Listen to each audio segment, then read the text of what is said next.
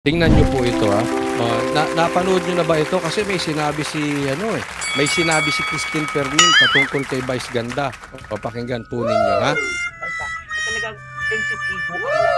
Alam mo, Sana all. Yung mga vlogs ng mga DDS.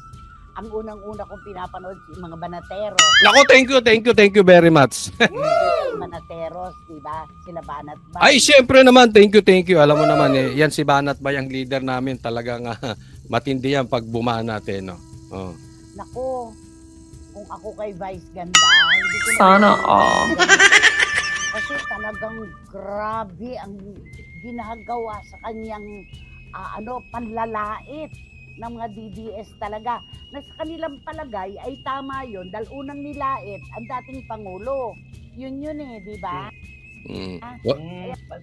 Talagang sensitibo ang lahat. Kaya wag po kayo mag-alala. Pinapanood ko nga yung mga vlogs ng mga DDS. Ang unang-una kong pinapanood yung mga Banateros. Yan. Wag po kayo mag-alala. Itutuloy namin ang banat dito. Dahil, pansin nyo, yung una po, hindi ko pinatulan to si Vice Ganda. Kasi sa akin, pag hindi politiko, hindi ko masyadong pinapansin. Lalo na kung mga vlogger. No? Kasi kasama natin sa hanap buhay. Alam naman natin yan. Sabi nga nila, yung mga politiko nga, pagkatapos niya, magkakaibigan din. No? Yung mga vlogger, minsan ganyan din, magkakaibigan. No? So, lalong-lalo na pagka kasamahan mong iisa naman ang pinapaniwalahan nyo, hindi ako naniniwala na dapat ang mga magkakasamang vlogger, lalo na kung same DDS, nag-aaway. No? Hindi ko pinatulan to si Vice. Kaya lang ito, pangalawa na ito kay BP Sara. So, I strongly believe may karga na ito si Vice Ganda. Maaaring binayaran na ito or meron ng pinangako ang politiko rito or kinausap na ito ng politiko. Dilaw po ito di ba? Kung hindi ako nagkakamali, pinklawan ito Dilawan to si Vice Ganda. Dahil siguro, para sa kanya, gusto niyang mabalik yung ABS-CBN. I don't know kung anong purpose niyan talaga dyan. Pero, dilawan ito Ito po ang salamin ng pinklawan ngayon. Sila ay nakikiangkla na doon sa mga pulahan. Alam naman natin ang proyekto at mga banat ng pulahan. Alam naman natin kung sinong nangunguna sa pag-atake sa mga Duterte. Sumasakay po ang pinklawan. Kaya nga, alam mo, pagka nakakita ko ng pinklawan, hindi nila ako pwedeng pagmalakihan. Bakit? Kinain nyo lang yung suka ninyo. Hindi nyo kaya. Hindi nyo kaya ang Duterte. Inodoro po kayo, pinklawan, dediretsuhin ko na po kayo. Inodoro po kayo, hindi nyo kayang Duterte pinklawan. Kaya nga nakikisaw-saw na kayo sa pula, katulad nitong sila Vice Ganda. Nakikisaw-saw na sa mga atake ng pula sa Duterte kasi hindi nila kaya. Kinain na nila yung suka nila for the sake na matalo nila ang Duterte. Pero I'm sorry po, kahit itapat nyo si Risa, kahit itapat nyo si Lenny, may kalalabas lang na survey.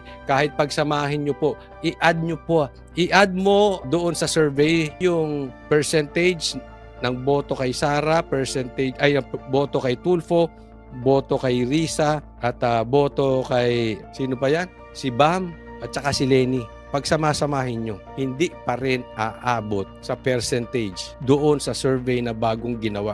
Ang layo pa rin ng lamang ni BP Sara. So good luck po sa inyo. Magsama-sama kayong mga talunan.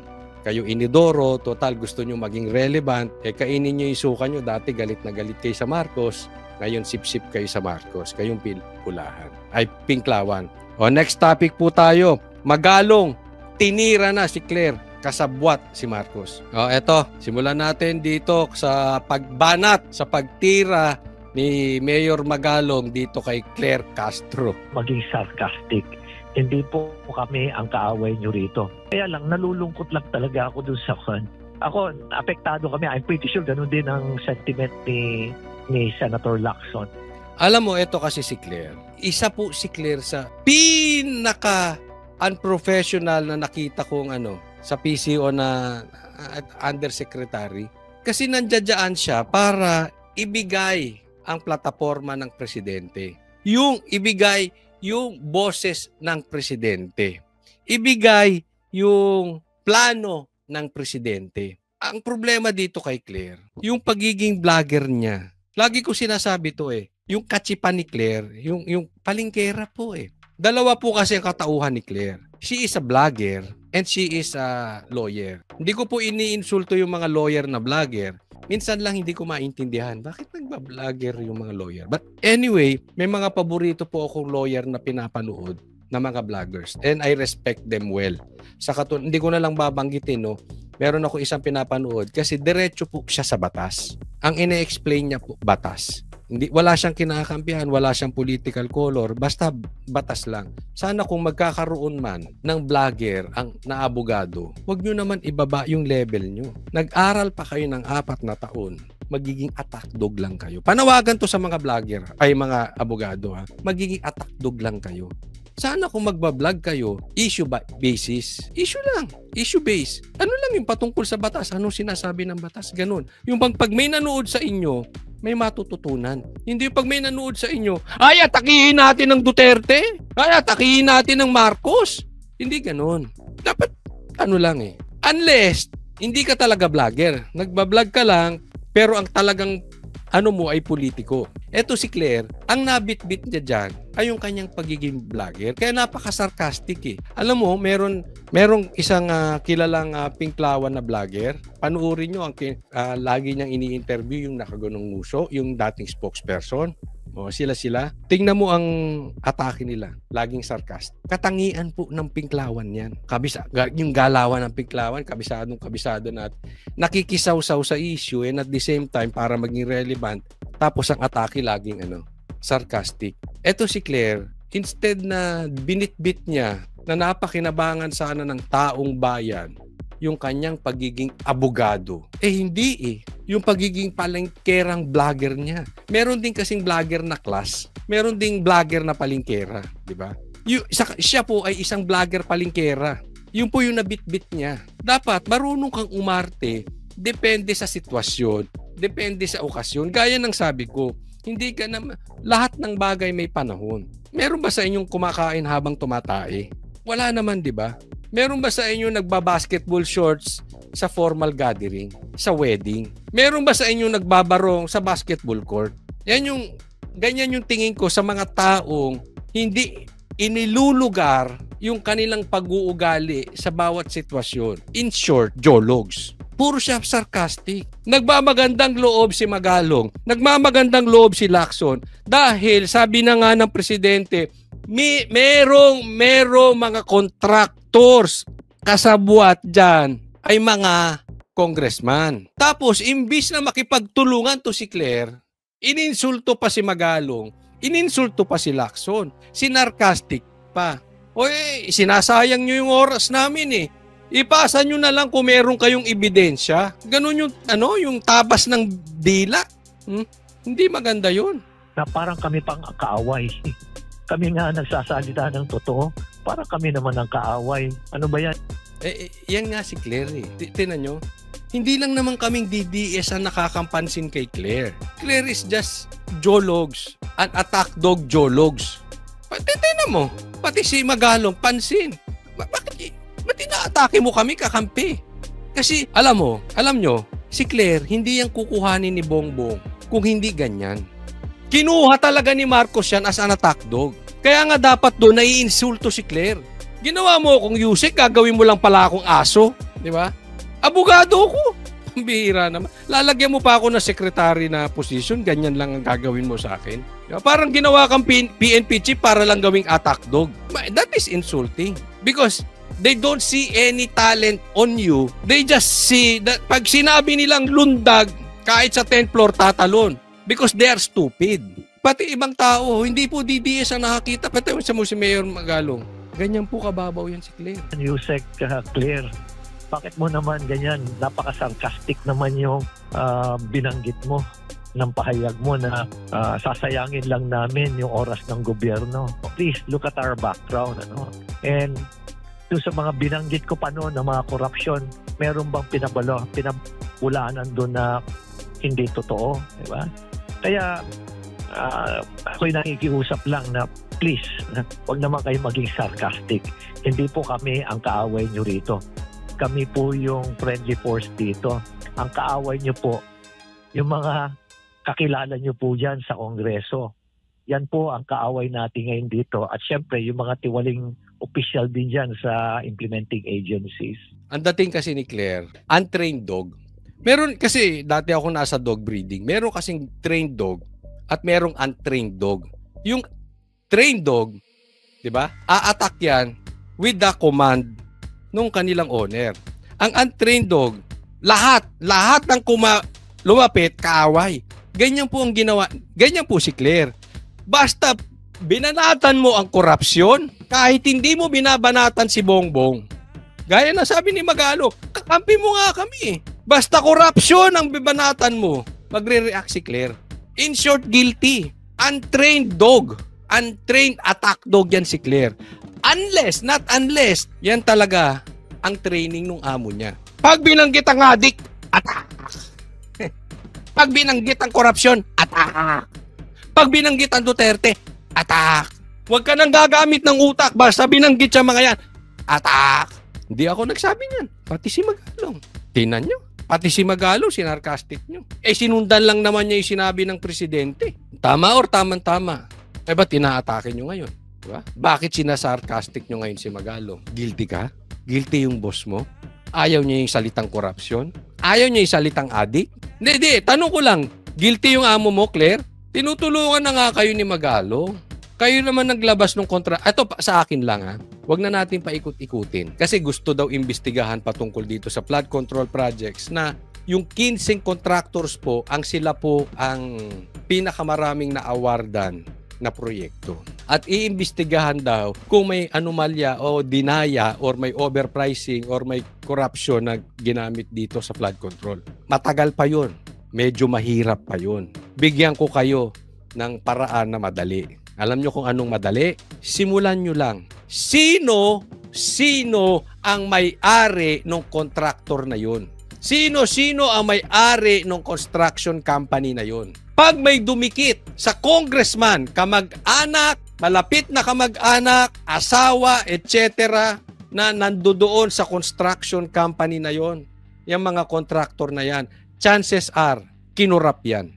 Bakit? Alam nilang bawal yun eh. Bawal yun. Bakit nila hinayaan? Conflict of interest yun eh. So kung hinayaan mo, halimbawa yung tatay mo, halimbawa yung kapatid mo, contractor, tapos sila ang kinuha. Kahit sabihin mong legal, silipin mo, tingnan mo, may makikita ka dyan. Meron po kayo makikita. May palus, tapos nasa top 15 pa yung mga na-award ng proyekto. May makikita kayo dyan. Huwag na po natin paglayo-layuin. Tingnan lang nyo kung sinong politiko, especially sinong congressman ang dikit nitong mga contractors na ito.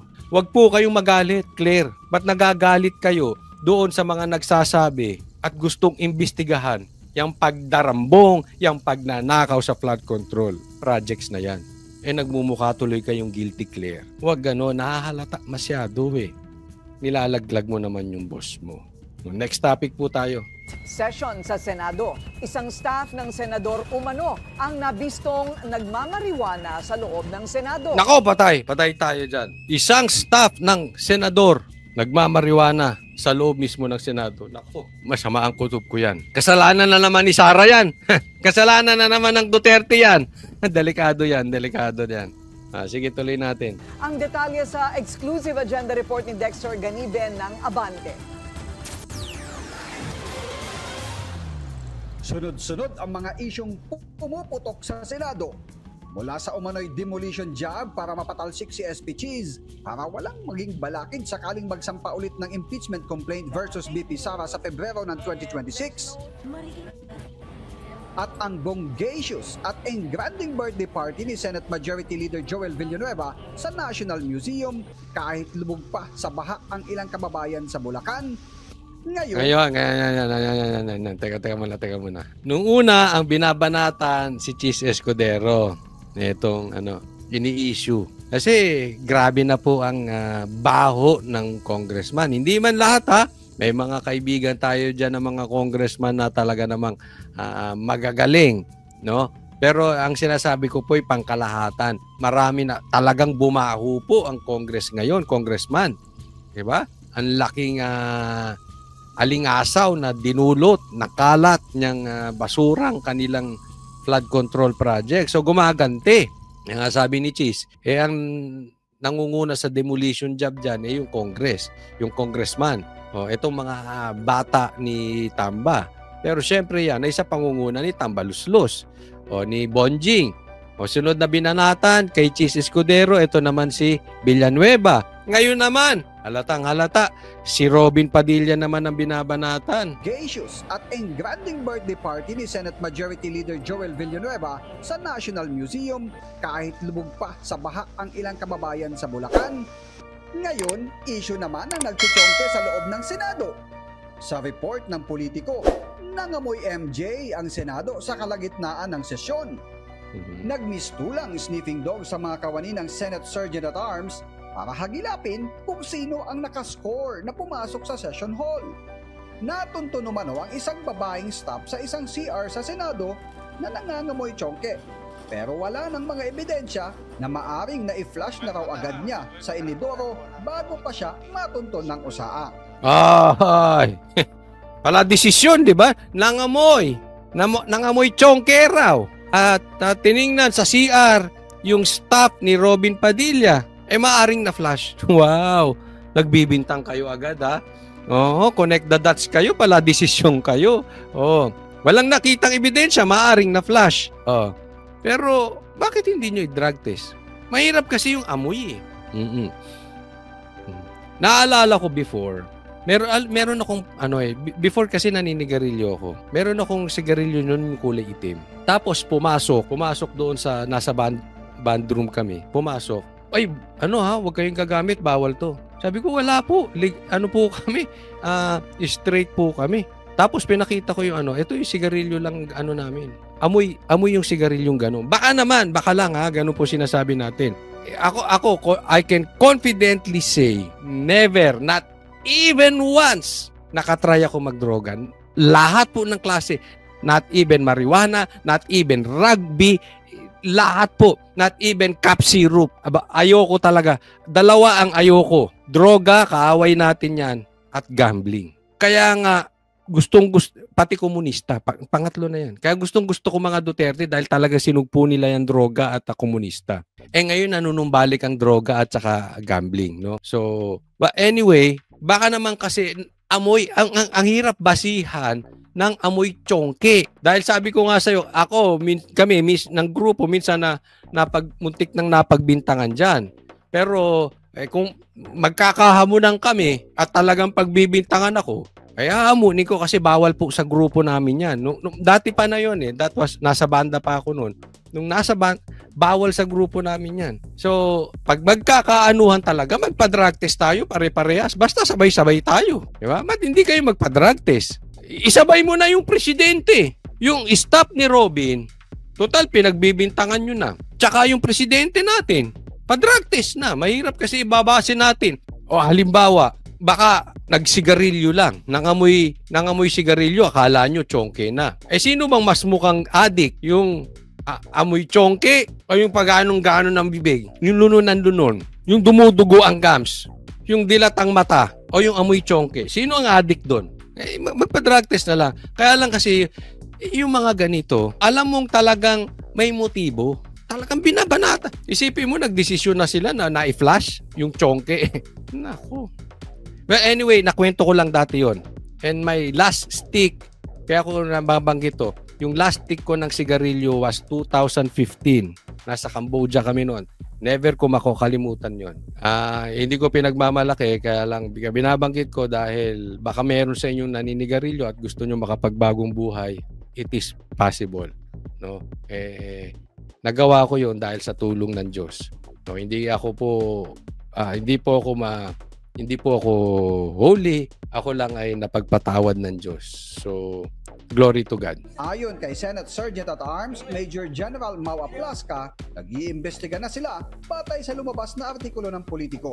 Nabatid ng Billionaire News Channel na pinatawag na rin sa USAA ang Chief of Staff ni Senator Robin Padilla para makuhanan ng statement matapos umanong manggaling sa kanila ang reklamo. Pero batay sa politiko, dati na rin nasangkot sa kaparehong issue ang babaeng staff na ito.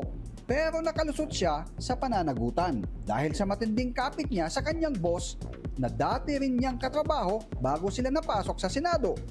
Tiniyak naman So ni definitely ang pinagbibintangan nila dito si Robin Padilla. Okay? Ididikit ito kay Robin Padilla, and ako hindi ko po kinakampihan. Sa tingin ko pagka mali. Pero huwag tayong pumunta sa ganitong issue. Kung mali at kailangan parusahan, nasa sa inyo yan, parusahan ninyo, hindi po namin kukonsintihin, no?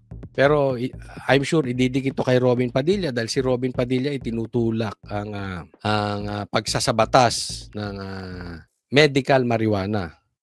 Hindi ako pabor. Hindi dahil sa hindi ako pabor doon dahil hindi ito makakagaling ng sakit, pero yung sistema po natin ay hindi pa naiaayos. Ito'y posibleng samantalahin ng mga mapapang-abuso at baka mamaya maging dumami ang addict sa marijuana. Siyempre, pagka may abuse ng gamit, ito ay mauuwi sa pagiging addict. So, napakadelikado. As for me, maybe the proposal of Robin Padilla is okay, pero not as of the moment. Sa akin lang naman yun. Ngayon, patungkol sa staff niya, kung may kasalanan, hindi naman tayo nagiging dito.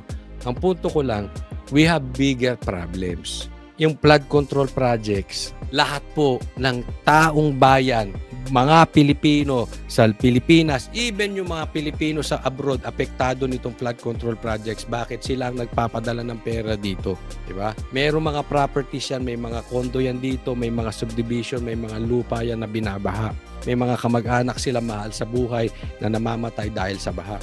Apektado po buong Pilipinas. Sana po doon tayo mag-focus. Huwag nating alisin yung ating mata doon sa baho na nagagawa ngayon ng Congress dahil pinapasa sa Senado. Kasi halimbawa naman guilty yung staff ni Robin. Ano ngayon? Di parusahan nyo kung gusto ninyo. Pero hindi naman apektado ang buong Pilipinas doon kung may kasalanan man or wala. Diba? So doon tayo sa merong epekto sa buong Pilipinas. Halimbawa, kung adik ang presidente, may epekto ba yan sa Pilipinas o wala? Buong Pilipinas, I'm talking about the whole Philippines. Kung kinukurakot ng mga contractors dahil naglalagay sila sa mga politiko, nag-overpricing sila sa flood control, apektado ba buong Pilipinas? Diba? Mag-focus tayo doon sa affected buong Pilipinas. Affected ba? Just in case, may namatay. Kasama ni Lisa, nagpunta sa US, may namatay. At ang sabi, yung asawa mismo umamin, gumagamit sila ng droga. Affected ba ang buong Pilipinas? Ganun po ang pagtingin sa sitwasyon. Diba? Huwag natin ililigaw yung issue. Bakit ko nababanggit yan? Kasi marami pong ibabatong issue ang Kamara ngayon dahil sila ngayon ang nasa hotspot. Sila ang nasa hot seat ngayon. Sila ang parang niluluto ngayon dahil nabukoing yung kanilang baho. So, para hindi sila sumama sa media, ipapasa nila yan. Kaya umasa po kayo, maraming lalabas na mga balita para iligaw po tayo.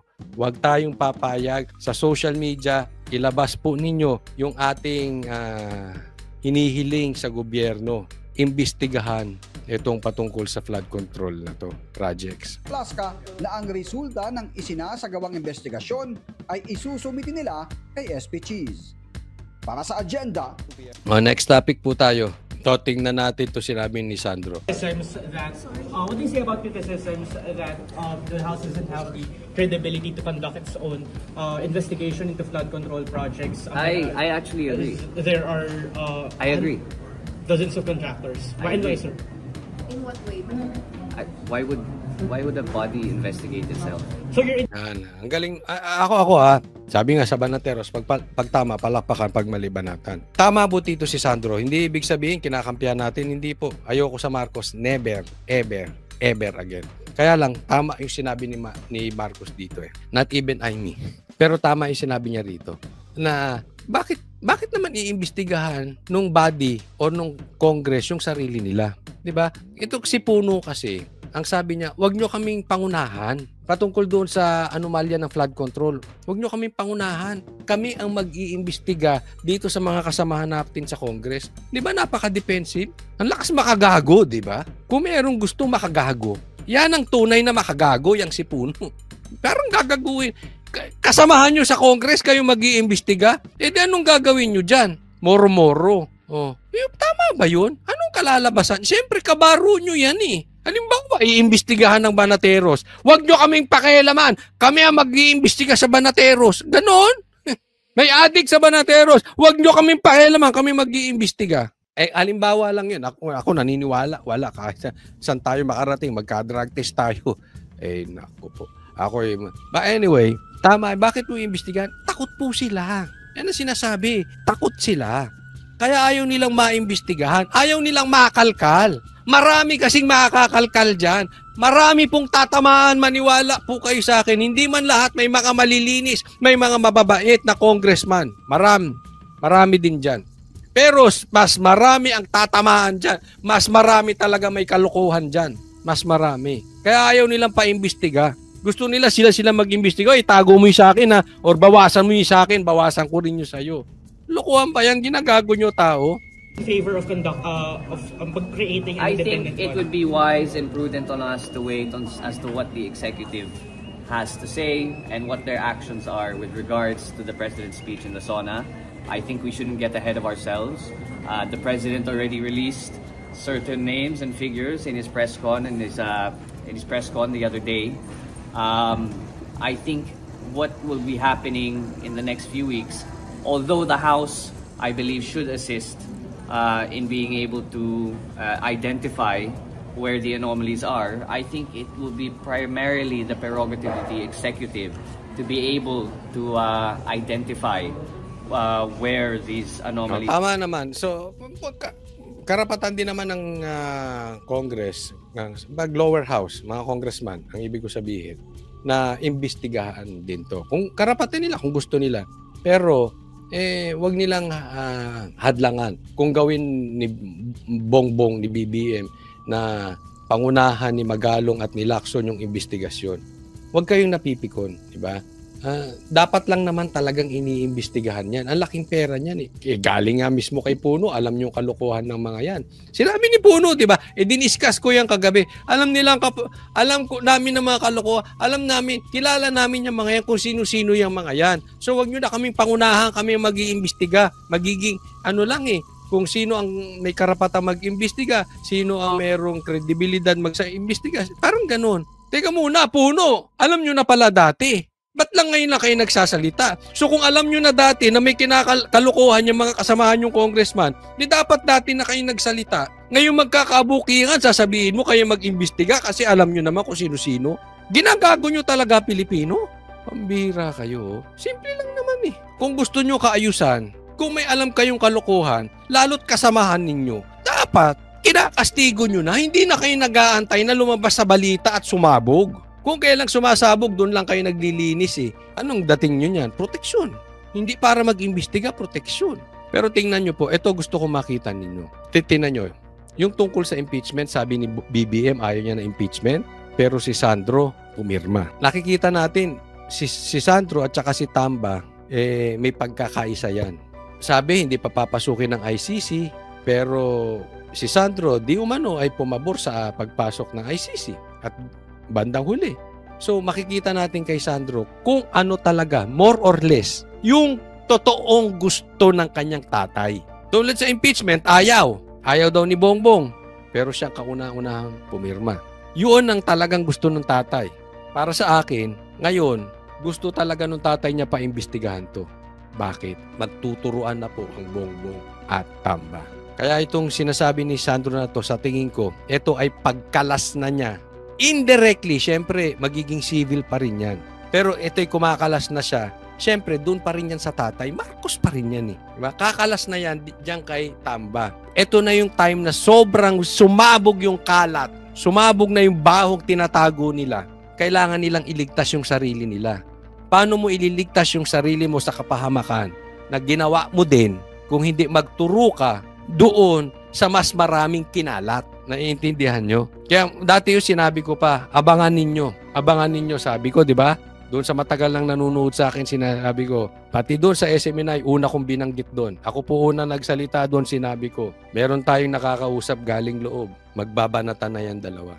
At eto na nangyayari. Indirectly, hindi sila magbabanatan. Pero tingnan nyo yung tao nila, yung mga aso nila, yung mga kaibigan nila. Yan ang magbabanat. Pero ang totoong tinatamaan yung leader. Bakit? Kasi baho nung leader yun eh. Halimbawa, itong flood control project, binabanatan na ngayon. Sino tinatamaan? Indirectly si Tamba. Kaya nga, napakagandang sitwasyon natin ngayon dahil unti-unti na sila maglalaglagan.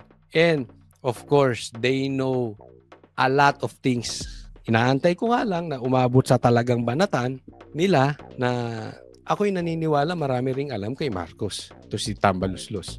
Baka mapikon, magsalita rin. Alam mo na yung iniiwasan ng mga Marcos, di ba? At alam din natin kung ano yung iniiwasan ni Tamba, baka magsalita si Bongbong. Bata, win-win po yan. Pero kasi, meron kasing hangganan yung maitatago mo yung baho. Kasi, in short, meron talagang ginagawang kabulastugan. Mali po yung ginagawa Basura Yung basura. Ang problema, yung basura, kaya mo lang itapon sa bakuran mo at a certain point, at a certain time, nang hindi mga alingasaw. Masyado nang mabaho. Alam mo, sabi nga dito, may nagsabi sa atin, marami naman talagang politiko, more than half ng politiko, may korupsyong ginagawa. Hindi man lahat, pero meron. More than half. Pero may trabahong ginagawa at nangungurap lang, binabawi lang kung ano yung nagastos nila sa kampanya at kumita ng konti. Pero yung ngayon, karapalan. As in, iba daw ngayon. Di umano ha? Yan ang sabi sa akin. Hindi ko alam kung ito ay may katotohanan, pero pag tiningnan natin yung nangyayari ngayon, sabi nga may bilyon-bilyon flood control tapos may baha. Di ba? Ano yun? Sabi nga ni JB, kademonyohan na sobra yan. Garapal Wala nang nagagawa. Yung pangungurakot, garapal pa. May namamatay dahil sa baha. Medyo katangahan nga Kukuha ka lang ng kurakot doon pa sa flood control. Alam mong mabubuhukan yan. Alam mong uulan na. Buti kung nakatira tayo sa UAE. Bira umulan. Sa atin lagi at meron bagyo. So, medyo may katangahan yung mangungurakot patungkol dyan. Pero yan Diyos na po ang sumisingil sa kanila. Kalikasan na ang sumisingil sa kanila. So we are in a good situation that nangangamoy na at sila na nagtuturuan. Kay Vice Ganda, matindi ito. The joke has gone too far nga ba? Patuloy ang backlash sa jet ski at ICC joke ni Vice Ganda. Kumilos na ang Davao City Council laban sa Unkabogable Star. Yan ang agenda report ni Edith Isidro ng Abante. Resolution condemning the statement of comedian Jose Marie Visceral, also known as Vice Ganda, for mocking former President Rodrigo Roa Duterte, thereby disrespecting the former president. Unanimous ang pag-aproba ng Davao City Council sa isang resolusyon na kinundinan ang umano'y pag-alipusta ng komedyante at TV host na si Vice Ganda kay former President Rodrigo Duterte. Inihain ni Councilor Danilo Dayanghirang ang resolusyon matapos ang ilang hiling na idineklarang persona ng grata si Vice Ganda. Whereas the city government of Davao upholds the values of respect, courtesy, and the preservation of dignity towards all individuals, particularly public officials who have served the nation with distinction. Ayun kay Ito. Kayo po, gusto ko po makita ang inyong opinion. No, ilagay niyo po sa comment section kung kayo po ba ay pabor na ideklara ng Davao na persona non grata. Ito, hindi na pwedeng pumunta to sa Davao si Vice Ganda. Itong si Vice Ganda. Alam mo, kung ako tatanungin, dapat lang yan. Kasi lahat ng bagay po ay merong panahon. Bilang siya ay nasa isang concert, hindi naaayon yung ganong klaseng joke. Sinasabi nila, masyado naman kayong pikon mga DDS. Joke lang naman yun. Diba? Pag kasi PRRD nagjo-joke, pag kayo gino-joke nyo si Marcos, hindi naman napipikon. Pero ito kasi concert di ba? Ngayon, akita naman natin ang totoong kulay nito. In-interview pa nga niya dati to si PRRD, to si Vice Ganda, no? Pero kung yan po ang inyong contention, dahil yan ay joke. Una, it is a bad joke. Ialis muna natin yung politika, no? Mamaya pag-usapan natin kasi ang binanata naman nito si BP Sara, pero mamaya puntahan natin yon. Puntahan muna natin yung pagiging comedian. Ako hindi dahil ito alam to ng mga kaibigan ko. Lagi kong naikukwento. nakukornihan ako sa mamang ito. Totoo lang. Ang layo niya. Tingnan nyo kasi malalaman mo ang nag-joke ang isang tao kung may laman ng utak. Ito wala naman tong joke na kung hindi titirahin ng isang tao di ba? Kaya ba niya mag-joke nang hindi lang basta binabanatan yung mga tao o hindi inaalipusta ang mga tao. Kaya, di ba? Kaya ako personal ko lang naman yan, hindi ko type talaga to dati pa. Hindi ito ka-level nung sabihin natin itong si Brad Pitt, yung mga ganong klaseng panuorin nyo po. Ito yung mga klase ng komedyante na pangmababaw. Diba, ewan ko sa inyo. Pero para sa akin, kaya nabanggit ko rin, bukod sa politika, it's a bad joke na ito nga sabi nila, di ba? Ang sabi nila, bobo raw to. Okay? Ngayon, ayokong puntahan doon kasi hindi naman tayo pwede makapagbigay ng komentaryo patungkol doon. Hindi natin alam kung bobo to. Ang sa akin lang, hindi niya ka-level yung mga ibang typical bakla jokes. You know what I'm saying? Kayang hirang ang pagkundina kay Vice Ganda at kasing bigat ng rin ng pagdeklara sa kanya bilang persona non grata sa Davao City.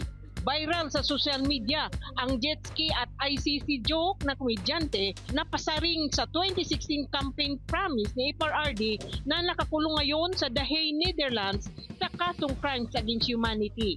Dahil sa kanyang biro, pinaboykot ng Duterte supporters ang mga produktong kanyang inendorso. Nabawasan din ng 1 milyon ang social media followers ni Vice Ganda. Ito sa atin mga DDS, kinukonsider nila na ito ay joke, tayo daw ay pikon. Sa atin, ito panawagan. Let's not get mad. Ine-exercise daw niya yung kanyang karapatan, i-exercise din natin yung ating karapatan. Kung meron pang mga DDS na naka-follow dito kay Vice Ganda, ano pa inaantay ninyo? 'Di ba? Ay sinasabi, ang konti pala, ang konti ng mga DDS, 1 million lang ang nabawas kay Vice Ganda. Pero tatandaan nyo, 1 million lang. Okay? Pero halimbawa, sa aming mga vloggers, naiintindihan to Yung hindi gumalaw, the fact lang na hindi gumalaw ang iyong views o hindi gumalaw ang iyong subscribers kung sa YouTube at hindi gumalaw ang iyong followers sa Facebook, napakalaking insulto na po yan. Totoo yan, lalo pag malakas ka na, lalo na pag andyan ka na sa millions. Yan sa isang araw siguro, tansya ko rito, nagwa 100,000 to additional followers. Conservatively. Sa YouTube, kung ganyan ka, or sabihin na lang natin na may 500,000 subscribers ka o 1 million, mahina sa'yo ang 200 na nadadagdag kada araw. Mahina po yun. So, pag nag-negative ka, ibig sabihin, lalo't ganito kalaki, ayaw ka na ng tao. Nagsisimula ka ng bumaba. Kaya wag nyong maliitin to. Kahit tanong nyo yung mga vloggers ninyo, kayong mga pulahan na nandito, kayong mga pinklawan, alam nila, they know what I'm saying. Malaking bagay yun na bawas 1 million. Pero, sige, wag natin na anuhin yun. Ang kausapin natin dito yung mga DDS. Naka-follow pa ba kayo dito? Ano pa inahantay nyo? Diba? Oo, karapatan niya mag-joke. Karapatan din natin na hindi mag-follow. Karapatan din natin mag-unfollow. Ganun din. Ano sabi ng isang abogado? Di i-boycott nyo. Dapat i-boycott nyo. Halimbawa, yung kanyang mga pinopromote na product, McDonald's. Halimbawa na lang. Paborito ko pa namang burger chain yun. McDonald's. Di ba?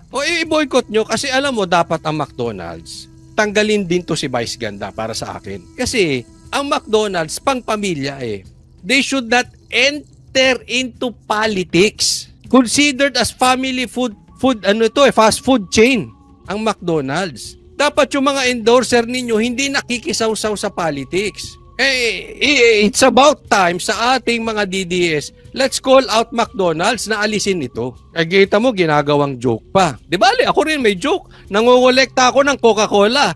Pinopost ko nga sa Facebook. Minsan ilalabas ko rito. Meron naman akong Coke, Lisa. Tambalos-los. Martin, Junior. Kung para sa kanya yan, joke yan, karapatan niya, let's do our part. Yung karapatan nating mga DDS. Hindi raw napanood ni BP Sara ang biro ng artista at ipinaubaya na niya sa konseho ng Davao ang desisyon sa isyu.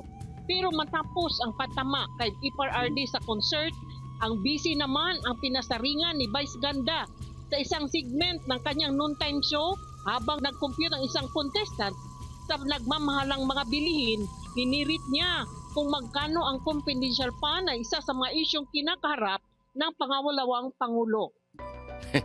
Ang pangit ka na. Alam mo, kung kayo, ako payo ko lang, kung magbabakla kayo, magpaganda na kayo. Hindi parang ganun eh. Yun yung lagi ko naririnig na joke. Kung magbabakla ka din, dapat matalino ka, maganda ka na, no?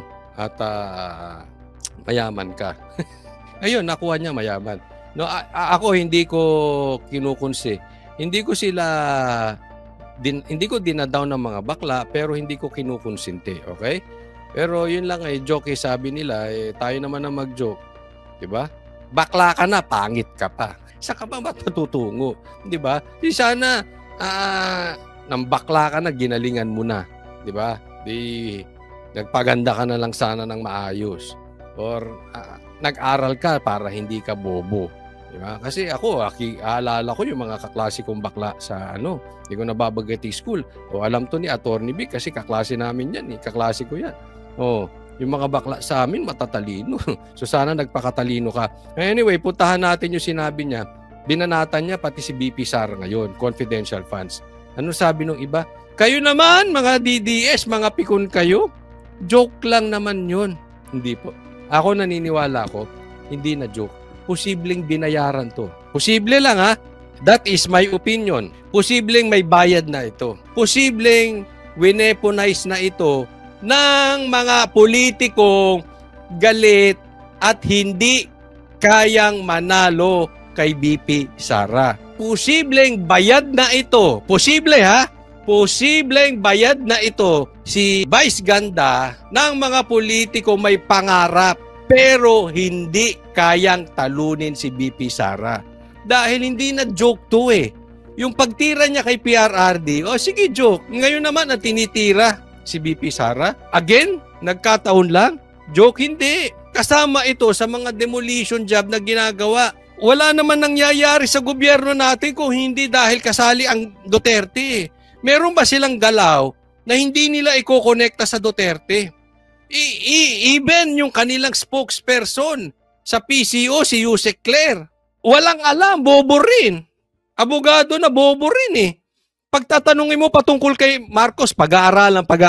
Tanungin mo patungkol kay BP Sara, ang daming alam. Di ba? Yan ang kanilang style.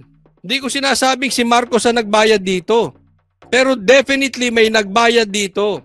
Marami pong insecure na mga politiko ngayon sa Duterte. Especially kay BP Sara.